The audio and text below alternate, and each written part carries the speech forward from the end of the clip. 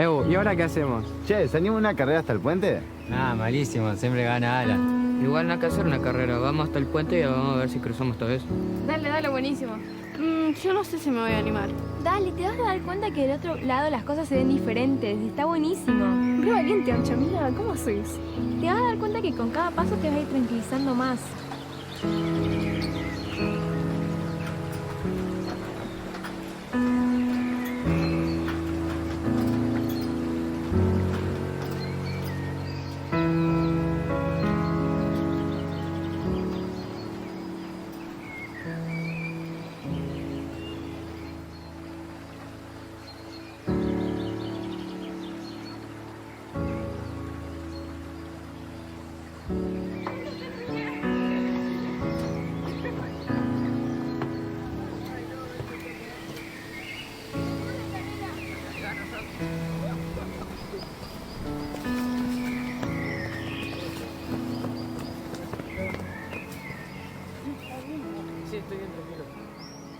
Uno se prepara de la mejor manera posible para las cosas que se presentan a lo largo de la vida.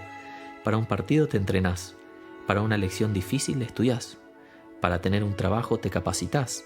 Pero hay situaciones que escapan a nuestro control, situaciones inesperadas que te hacen vivir verdaderas pesadillas. Nadie puede prepararte, por ejemplo, para el momento en el que te van a decir que estás enfermo, gravemente enfermo, que tu enfermedad es degenerativa, incurable, incontrolable, mucho menos si solo eres un niño.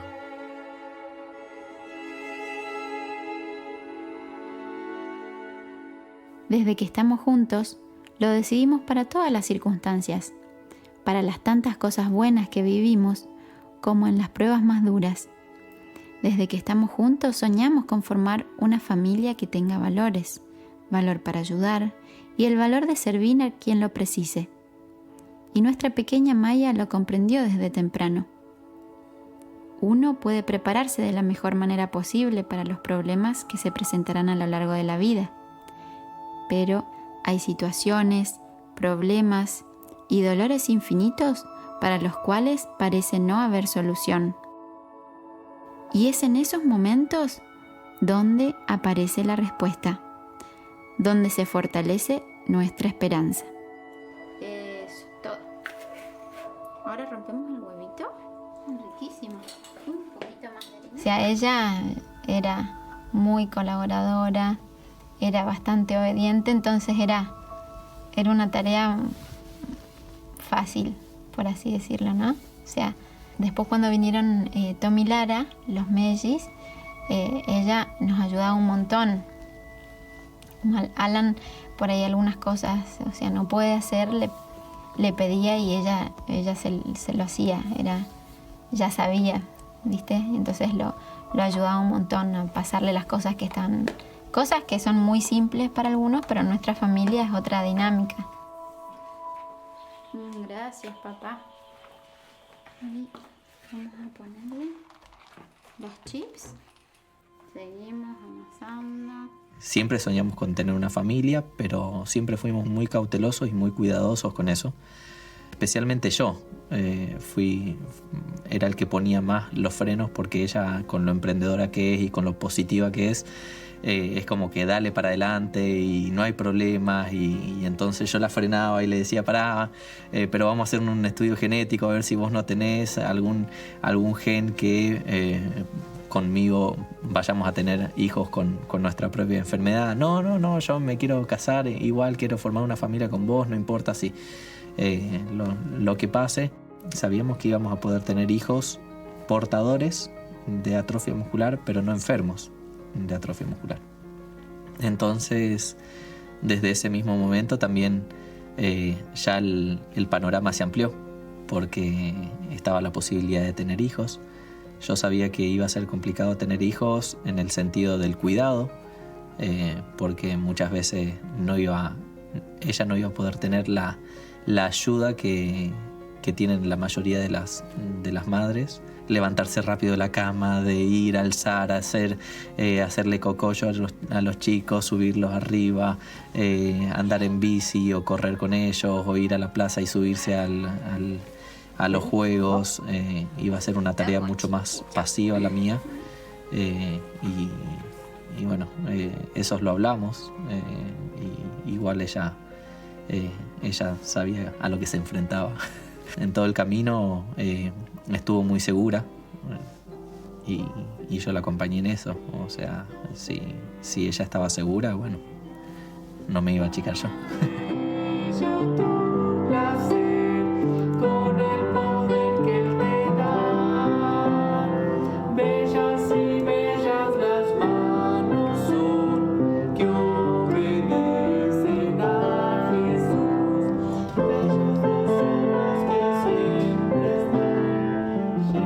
Un día escuché que al perder amigos o hermanos te pueden llamar solitario.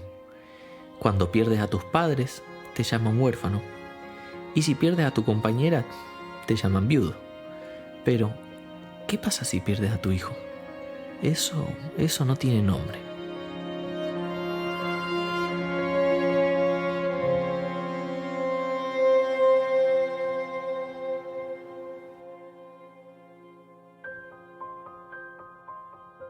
Maya llegó en el 2013, hicieron la cesárea. Maya salió espectacular, sin ningún problema, hermosa, tomó la mamadera de entrada. Después, a los 3 años y 3 meses, bueno, ella fallece y a esa altura ya estaban los mellizos. Fue un momento muy difícil para nuestras vidas porque los mellizos no habían cumplido 1 año, tenían 10 meses. La primera semana después de la muerte, hasta bajaron de peso, no comían, porque, bueno, ella jugaba con ellos.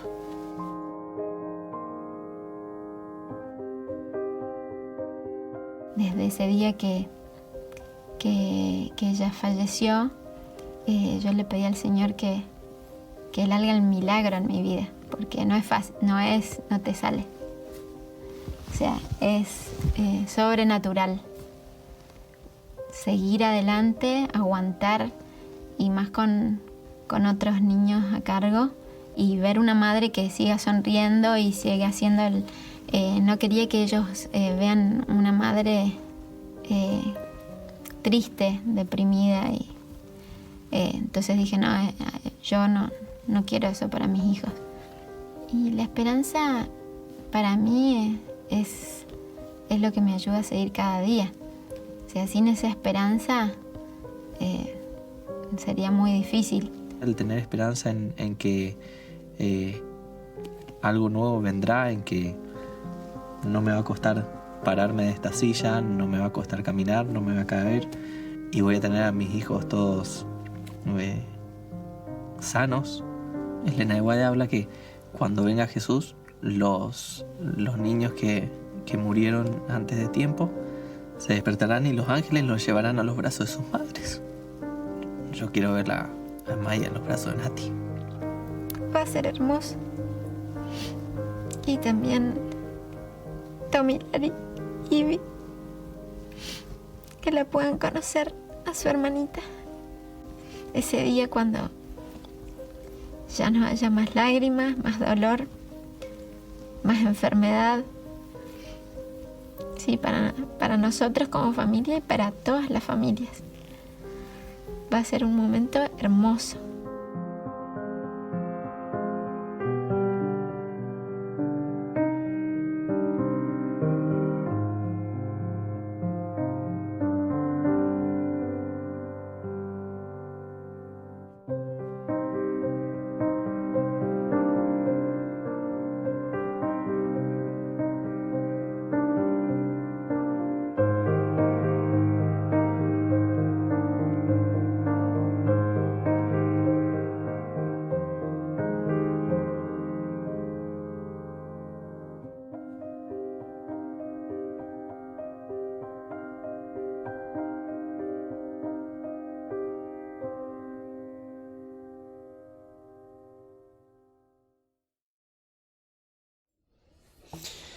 Muy bien, mis queridos amigos, hermanos, después de haber visto esta hermosa serie, que es cortita, pero cada día vamos a tener una diferente, la cual nos sirve de motivación. ¿Ya? Antes de hacer la oración, quería nuevamente enfatizar en la bienvenida, el saludo para todos ustedes.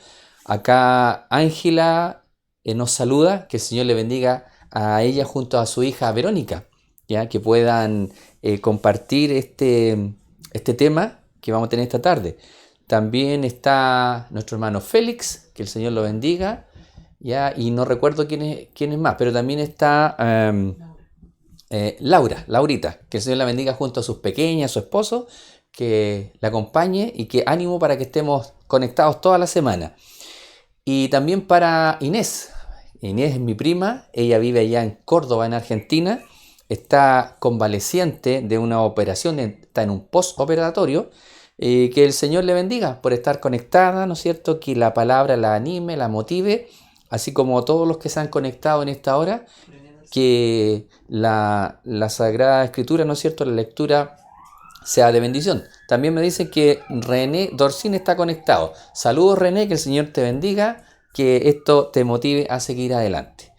Muy bien, después de haber hecho estos saludos, si voy viendo más, voy a ir saludándolos también, ¿ya? Para que esto nos sirva, a mí me ayuda mucho el poder verlos acá, el poder ver que ustedes están conectados, me ayuda mucho porque me hace sentir que estamos juntos. Es como que yo en mi mente, en mi subconsciente los estoy viendo a ustedes, porque no los puedo ver físicamente, pero al ver acá los nombres yo siento que ya nos estamos acompañando. Pero vuelvo a recordar la promesa que hace el Señor en su palabra: donde hayan 2 o 3 congregados en mi nombre, allí estaré en medio de ellos. Muy bien, para empezar este estudio vamos a orar a Dios, a pedir su asistencia en esta tarde, que el Espíritu Santo sea el maestro, el guía, el orientador de nuestras vidas. Oremos. Padre nuestro que estás en los cielos, santificado sea su santo nombre. En esta tarde y anoche, Señor, agradecemos su misericordia por permitir reunirnos, Señor, que usted nos dé las condiciones adecuadas para poder hacer una buena transmisión, que el Espíritu Santo sea el que nos esté guiando, acompañando, Señor. Le pedimos su perdón, su paz, su dirección, que el Espíritu Santo nos guíe cada día, Señor, nos transforme a su imagen, que podamos crecer en la gracia. Ayúdenos en esta hora, bendiga a todos los que están conectados, Señor, y que toque cada corazón para que podamos compartir esta transmisión. Agradecemos su misericordia, lo rogamos en el nombre bendito de nuestro Señor Jesús. Amén.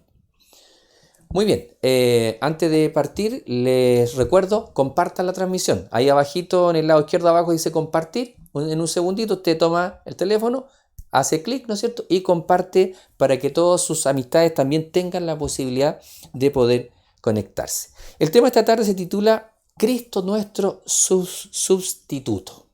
¿Ya? El texto de clave de esta tarde está en Génesis, el capítulo 3 y el verso 15. Donde dice, y pondré enemistad, dice, entre ti y la mujer, entre tu simiente y la simiente suya. Esta te herirá en la cabeza y tú le herirás en el calcañar. Esto acá parece una simple pelea entre la mujer y la serpiente. Ya parece una cosa así como sin sentido. Pondré enemistad entre ti y la mujer. ¿Alguna vez alguien sufrió por una calumnia o mentira? ¿Fue fácil probar su inocencia? En la historia bíblica Dios sufrió graves acusaciones de parte de Satanás. Haciendo un poquito de memoria de lo que hablábamos ayer, Satanás acusó a Dios de mentiroso, lo acusó de injusto, lo acusó de privarlos de muchas cosas. Y en la Sagrada Escritura tenemos también cuando el diablo fue allá al cielo, a esa reunión cósmica en donde iban de todos los otros mundos, dice, y los hijos de Dios se presentaron delante de la presencia de Dios. Cuando la Escritura habla eso, significa que era una reunión de otros lugares, gente que iba de otras partes a el santuario celestial. Y el diablo acusa a Dios, le dice, tú, Job, te teme porque tú lo cuidas. Esa es una acusación insidiosa y esa es la actitud que el enemigo siempre ha tenido. Acusar en forma insidiosa, generar la duda, generar la incertidumbre. Y los demás que escuchan, ahí está el problema, porque lo que cae en sus oídos y queda ahí dando vuelta. ¿Cómo será esto? ¿Será que Dios es injusto? Porque hoy en día la raza humana siempre tiene ese problema. Dice, Dios le da a algunos en desmedro de otros. Pero muchas veces no entendemos por qué eso pasa. Y eso es lo que el diablo utilizó. Utilizó eso para acusar a Dios de manera injusta. Al llevar el pecado a la tierra, Satanás planeaba expandir su rebelión. No olvidemos que la rebelión, dijimos ayer, empezó en el cielo.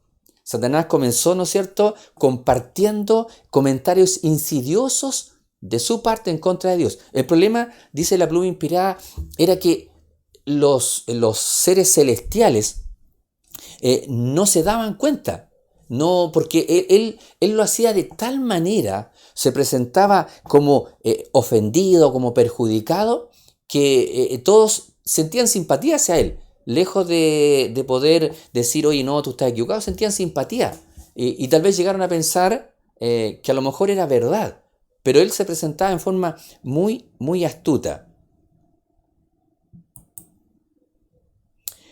Dice, en el libro de Job, Satanás tuvo la osadía de ir al cielo y presentarse ante el Señor junto a los hijos de Dios. De alguna forma aún ponía en duda el carácter de Dios, y esa era su principal arma en el gran conflicto. Es decir, arrastrar a los demás a esa duda. Arrastrar a los demás es como cuando una persona dice, ¿y dónde está Dios cuando muere gente en un desastre, en una inundación, qué sé yo, en un terremoto? ¿Dónde está Dios? ¿Ya? Si Dios interviniera, tendría que sacarnos de este mundo. Si Dios comenzara a intervenir como la gente quiere, tendría que sacarnos de este mundo, tendría que todo cambiar. Dice, solo en ocasión de la muerte de Cristo, las mentiras del enemigo fueron completamente expuestas. Es decir, Dios tuvo que esperar más de 4000 años, porque no olvidemos que esto empezó en el cielo, que Dios dejó, dice la pluma inspirada, a Satanás actuar por largo tiempo. Después viene acá a la tierra, engaña a nuestros primeros padres, ya hasta llegar a la muerte de Cristo. Entonces dice que solamente en ocasión de la muerte de Jesús, las mentiras del enemigo fueron completamente expuestas. Hasta la muerte de Cristo el carácter de Satanás no fue revelado claramente a los ángeles ni a los mundos que no habían caído. Es increíble el alcance que tenían las mentiras. Dice que el gran apóstata se había revestido de tal manera de engaño que aún los seres santos no habían comprendido sus principios, no habían percibido claramente la naturaleza de su rebelión. Entonces yo me pregunto, ¿qué nos queda a nosotros si seres con un intelecto superior no podían discernir con claridad? Porque no entendían hacia dónde los llevaba. Ellos veían que Dios era justo, que era misericordioso, pero Él lanzaba esas mentiras y ellos quedaban ahí, me imagino yo pensando, ¿será así? Entonces Dios, como es un Dios justo, un Dios que actúa con seres racionales, tenía que dar motivos, tenía que haber hechos en la vida práctica para poder mostrarle al universo que Satanás era un mentiroso.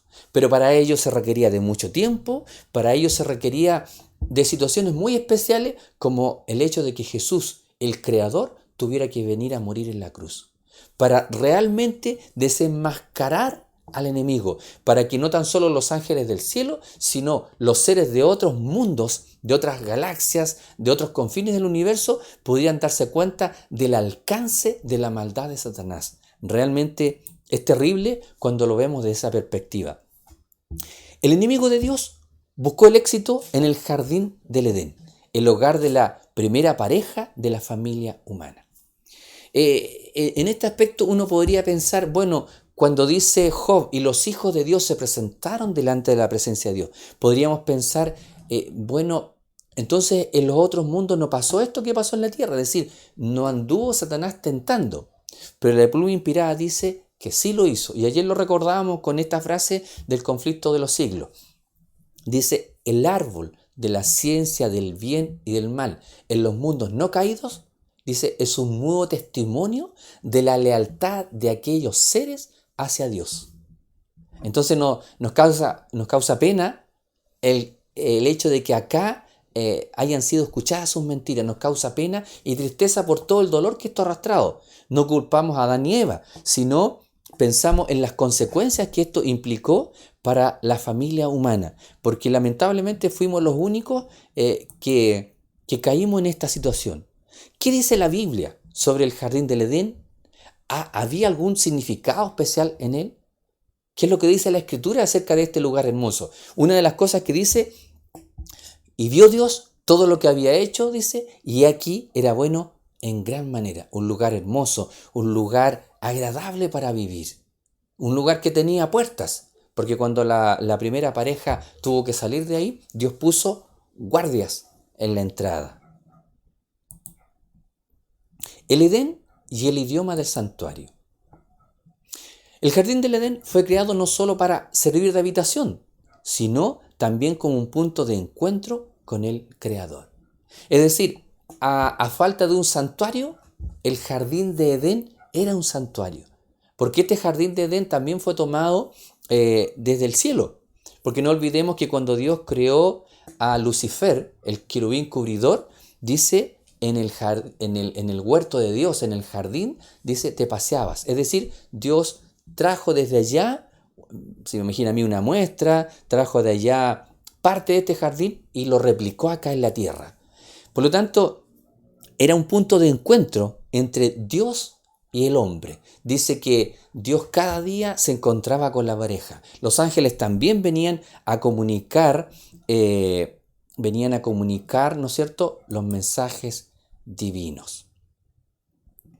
El jardín del Edén es llamado en la Biblia huerto de Jehová. Eso está en Isaías 51:3 y también en Ezequiel 28:13 y 31:9. Dice que era el lugar en donde nuestros primeros padres debían adorar y tener comunión con el Creador. Si nosotros echamos a volar nuestra imaginación y nos imaginamos un lugar hermoso en donde la temperatura era equilibrada, no había frío ni había calor, era una temperatura grata, en donde los árboles, dice la pluma inspirada, estaban cargados de hermosos frutos, en donde la primera pareja podía tomar de cualquier árbol, ¿ya? Podía tomar, pero había uno que estaba vedado, había uno que no podía ser tomado. El propósito divino era que Adán y sus descendientes vivieran allí en perfecta armonía y paz. Ese era el propósito de Dios. El propósito de Dios era que sus hijos fueran eternos. No había en Dios un propósito de muerte. No estaba el concepto del cementerio, de lo que nosotros estamos acostumbrados a vivir. Dios quería que vivieran por la eternidad. ¿Se imaginan ustedes vivir 1000, 2000, 3000, 5000, 10.000 años? Vivir eternamente. De hecho, no habría la cuenta de los años. Nadie estaría preocupado de contarlos. Porque cuando yo cuento algo es porque hay un fin. Pero si hubiese seguido Adán y Eva en armonía con Dios, seríamos seres eternos. Podríamos haber vivido sin limitantes, ¿no es cierto?, de vida, de que la enfermedad me atacara. Dios tenía todo tan bien preparado que no iba a existir ese problema. ¿Cuál fue la prueba aplicada al hombre y cómo nuestro planeta fue contaminado por el pecado? A veces nos cuestionamos, pensamos, ¿por qué tenía que haber una prueba? ¿Ya? ¿Por qué esa prueba, al no pasarla, traía consigo la maldición del pecado? El mal en el paraíso. Dios le dijo en Génesis, en el capítulo 2, versos 16 y 17, le dijo, de todo árbol del huerto podrás comer. No había limitante, de todo. ¿Cuántos habrían? 100, 200, 300, 500, 1000, 5000, 100.000. No lo sabemos. Pero dice que del árbol del conocimiento del bien y del mal no comerás. ¿Cuántos árboles se reservó Dios? Uno. Un solo árbol. No le pidió más. Le dijo el Señor, de este árbol no comerás, porque el día que de él comas, morirás. Qué increíble. Nosotros a veces tenemos la tendencia a pensar que Dios nos pide muchas cosas, pero vemos acá que nos pidió una sola cosa. Vamos a tomar como reflexión el hecho de lo que estamos viviendo. Se dice por ahí en redes sociales, en los diarios, en la televisión, solamente una pura cosa nos están pidiendo: quedarnos en la casa. Y aún así nos cuesta obedecer. Esa es la naturaleza pecaminosa, la rebelión. Cuando el hombre desobedece, se vuelve en contra de su creador. Por eso que es tan grave el pecado, por eso que la primera pareja tuvo que salir de ahí, por eso que Dios le dijo: no debes comer porque el día que comas morirás. Ahí no habían 10 mandamientos, había uno solo, diríamos fácil de poder guardar, pero era uno solo, no había más. Esa era la prueba, y el obedecer o no las órdenes divinas resultaría en vida eterna o en muerte eterna. Qué fácil era si era no comer. Cuando nuestros primeros padres comen, ellos no tenían hambre. Cuando nuestro Señor Jesucristo fue tentado en el desierto, 40 días sin comer. Por eso que Jesús dice, venció al enemigo en condiciones mucho más desfavorables que las de Adán y Eva. Porque cuando Adán y Eva fueron al jardín, estaban en el jardín del Edén, y Eva fue tentada alrededor del árbol, cuando ella fue tentada, ellos no estaban pasando hambre, no estaban viviendo, haciendo ayuno, no estaban con ese problema. Sin embargo, uno al analizar dice, pero ¿por qué si era tan fácil? Tomemos en cuenta que mucha de la información que nosotros tenemos ahora ellos no la tenían. Ellos tenían una información muy específica. Dice la pluma inspirada que los ángeles le dijeron, tengan cuidado, no se separen, porque hay una rebelión en el cielo y el querubín cubridor, uno de los principales, anda tentando. La pluma inspirada dice que el enemigo no le dejó esta tarea a sus subordinados, a los demonios, sino que dice que él personalmente se sumó a esta tarea. Él fue en persona, él no le dejó a otros esta tarea porque para él era muy importante. Allí habría un componente de audacia, orgullo y soberbia en la rebelión. El resultado natural de la desobediencia era la muerte, pero la mayor pérdida no fue la expulsión del jardín, sino la pérdida de la oportunidad de estar en la presencia de Dios, que es la propia vida. Recuerden que Jesús dijo, Dios mío, ¿por qué me has desamparado? Cuando Jesús dice esa frase, era porque en ese minuto, ¿no es cierto?, no tenía esa comunión con el Padre. La pluma inspirada dice que él veló su rostro para no ver la agonía de su Hijo que cargaba el pecado de la humanidad. Lamentablemente el pecado a nuestros primeros padres también les quitó esa conexión cara a cara de poder ver a su Creador cada día. Dice que cada tarde, cada mañana, me imagino, no sé, una vez a la semana tal vez, en fin, cada uno puede imaginar como quiera. Pero esa fue la pérdida que originó el pecado. Aún así, Dios en su infinito amor y misericordia no permitió que se nos dejara sin esperanza. Es decir, Dios da una orden, pero busca la alternativa. Dice, sin esperanza y condenados a la muerte eterna. Él proporcionó un sustituto. En el mismo escenario en el que surge el pecado, ocurre la manifestación más linda del amor y la gracia. Realmente a nosotros nos cuesta entender todo esto, nos cuesta nuestra limitación humana, nos cuesta decir, el hombre peca y correspondía la muerte.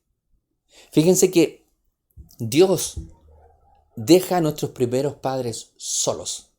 En el minuto de la prueba son dejados solos. Nuestro Señor Jesucristo cuando fue probado en el desierto también fue dejado solo. Dice la pluma inspirada que cuando Él pasó la prueba, dice que ahí aparecieron los ángeles a sostenerlo, a alimentarlo. Pero antes de eso no. Antes la prueba tenía que pasarlo solo. Y nuestros primeros padres en ese minuto clave, en ese minuto preciso de la existencia, son dejados solos. Ya habían sido advertidos, ya habían sido instruidos. Pero Dios nos prueba de esa manera. Dios quiere ver nuestra lealtad. Y nosotros tenemos muchos testimonios de lealtad a través de la Sagrada Escritura. Para eso Dios las dejó, para animarnos y motivarnos. Ya tenemos Job, tenemos José, tenemos a David, tenemos a Daniel. personas que no cayeron, que no fracasaron en ese intento de ser fieles a Dios. Pero como digo, Dios no nos dejó solos. Dejó un sustituto en un escenario que era muy difícil, que era muy contradictorio. ¿Cuál fue la solución divina al problema del pecado? ¿Cómo Dios salvaría a los seres humanos de la muerte eterna? Porque aquí tenemos un problema. Dios dijo y tenía que cumplir. Porque si Dios hubiese dicho, qué pena, no pasaron la prueba, qué lástima, yo quería que pasaran la prueba, pero no la pasaron. Bueno, vamos a tener que eliminar ese mandato para poder que sigamos, porque si no van a tener que morir. Entonces voy a eliminar ese mandato. ¿Cómo hubiésemos visto a Dios en ese escenario? Habríamos dicho, es un Dios igual que los seres humanos. Un día dice una cosa, el otro día dice otra cosa. Hay una frase que dice, lo que escribimos con la mano lo borramos con el codo. Así somos los seres humanos, pero Dios no actúa así. Dios es un Dios coherente y eso es lo que nos da la seguridad y la confianza de que el Dios en el cual creemos es un Dios sólido, un Dios fiel, un Dios que no cambia. El sustituto. Así, después del pecado, Dios podría actuar solo de una de estas tres maneras. Y aquí vamos a hacer un análisis bien entretenido. Podría haber dejado que la primera pareja muriera como resultado de la desobediencia y eso no sería para nada injusto, pues el hombre había sido advertido previamente. El hombre muere. Dios le dijo, el día que tú comas, morirás. Se acabó. No hay nada más que hacer. Entonces el hombre come. Y eso fue lo que entendió Adán. Dice, cuando vio, dice la Biblia inspirada, a su mujer con el fruto en la mano, dijo, este fue el engañador. Y él pensó que Dios no le iba a dar otra mujer. En ese minuto él estaba tan enamorado, su mujer estaba tan aferrado a ella, que se soltó de Dios en ese minuto. Y él dijo, no, entonces yo también voy a comer, porque quiero correr la misma suerte, porque Dios nos va a matar. Vamos a morir. Entonces, ellos pensaban eso, ¿ya? Que Dios podría haberlos dejado o haberlos eliminado en la primera instancia y este tema se habría acabado, habría llegado hasta ahí y probablemente Dios hubiese puesto otra pareja. Pero veamos la otra alternativa. Podría tal vez abolir sus propias palabras, que fue lo que comentamos recién, que prohibieran a la pareja de participar del fruto, pero las palabras y las leyes de Dios no pueden ser cambiadas. ¿Se fijan? Dios podría haber dicho, ya lo dije, pero lo puedo cambiar. No, porque Dios no cambia. Y esa es la certeza del Dios en el cual creemos, que es un Dios estable. ¿Ya? Los hijos, cuando ven que sus padres son estables, están en armonía, se sienten seguros. Pero cuando los hijos ven que uno dice una cosa, el otro dice otra, se aprovechan. Pero Dios como Padre no funciona de esa manera. Dios es un Dios coherente, un Dios equilibrado, un Dios que todo lo que hace, aunque no lo entendamos, es para nuestro bien. Veamos el otro argumento que se usó. Dice, o podría ejecutar la sentencia contra un sustituto a fin de librar a los seres humanos culpables. Fue exactamente eso lo que Dios hizo. Esa alternativa era la que no entendían en el cielo. Esa alternativa era la que no se entendía en el universo. Solamente la Trinidad, Padre, Hijo y Espíritu Santo, entendían eso. Entendían los alcances que esto tenía, las consecuencias eternas que esta última solución podría tener.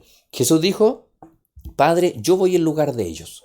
Yo voy a asumir esa sentencia de muerte, esa condenación de muerte.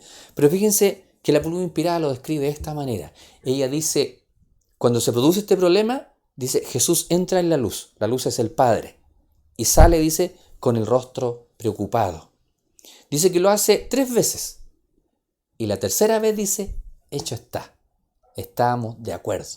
¿Por qué Jesús entraba en la luz, que es el Padre, y salía?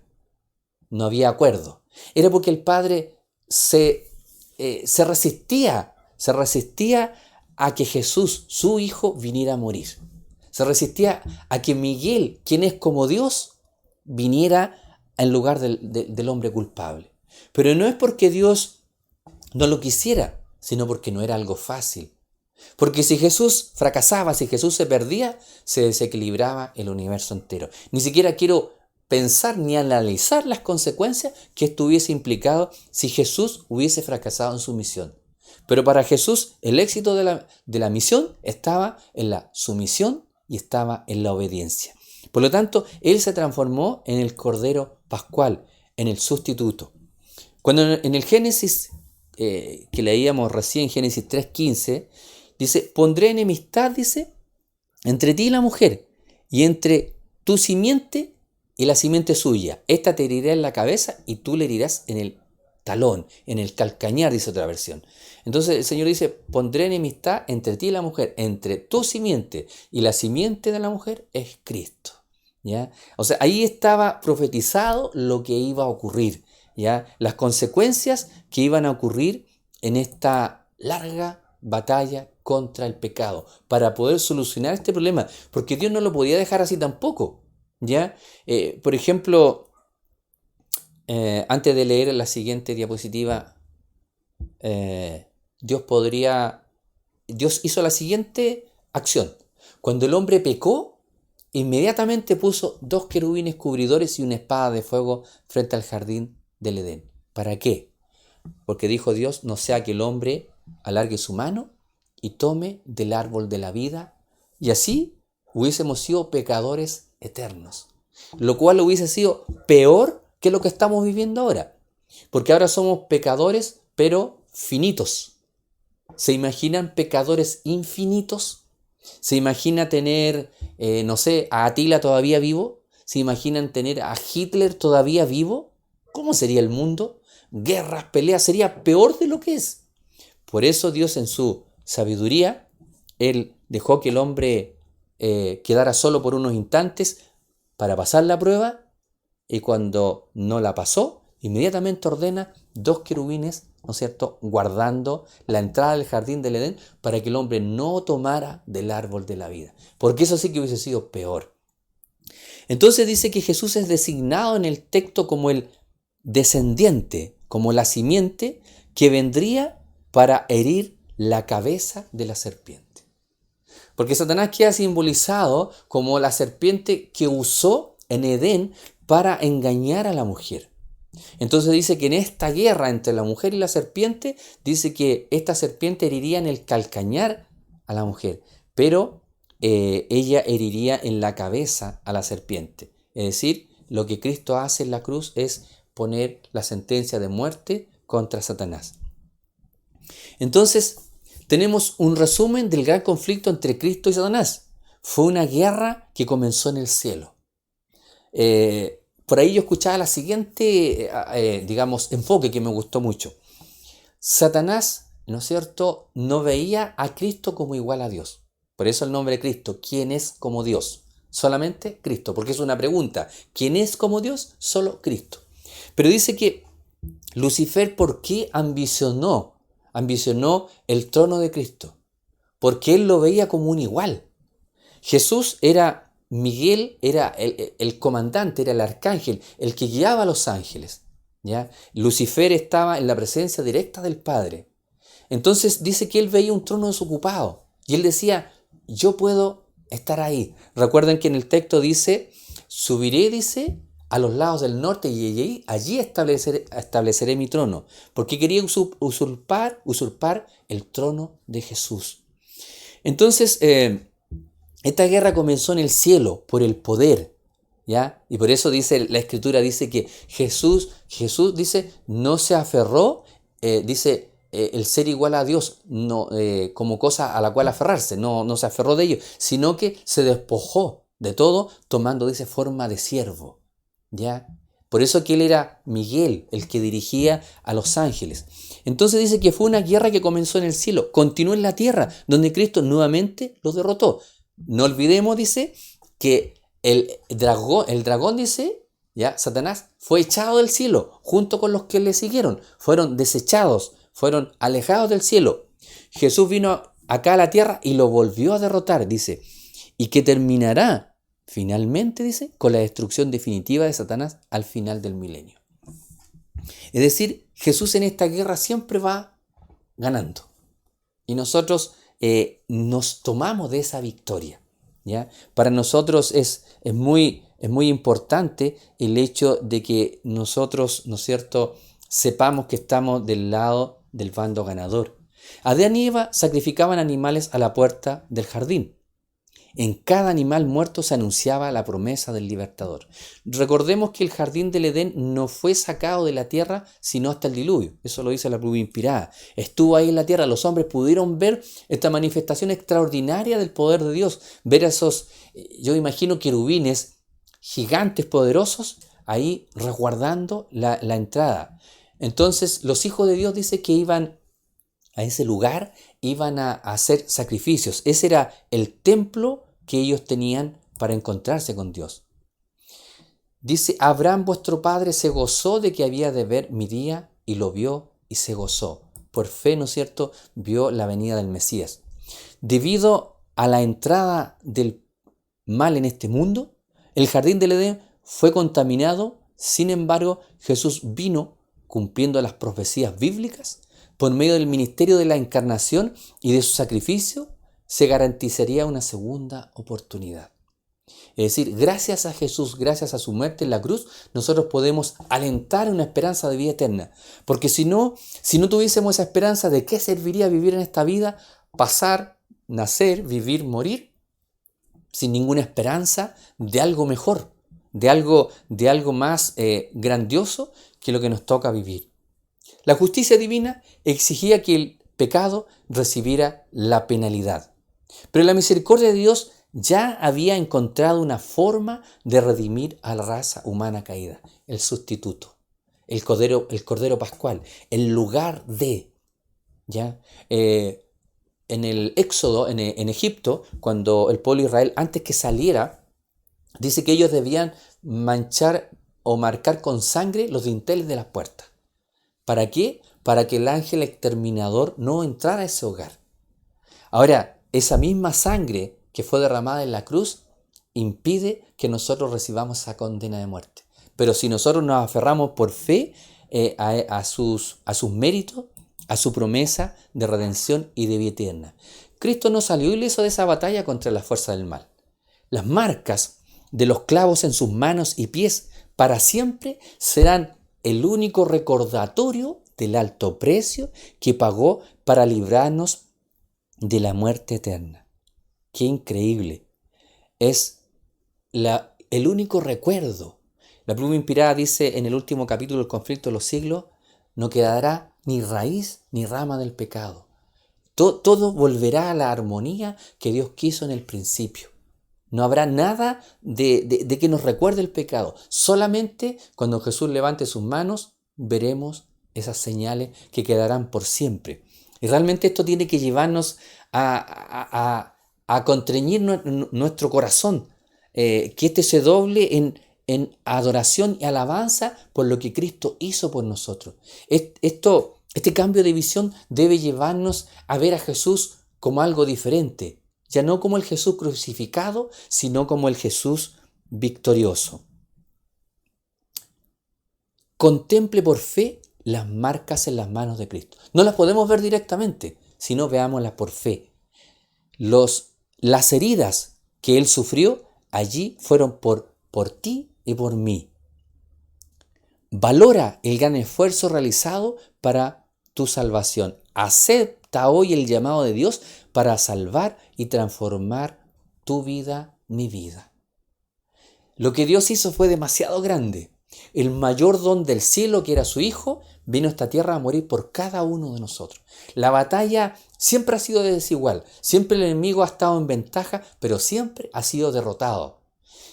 Al venir Jesús a esta tierra, ya con 4.000 años de pecado, cuando Él vino por primera vez, vino en gran desventaja, pero vino en el momento preciso a darnos una esperanza de vida eterna.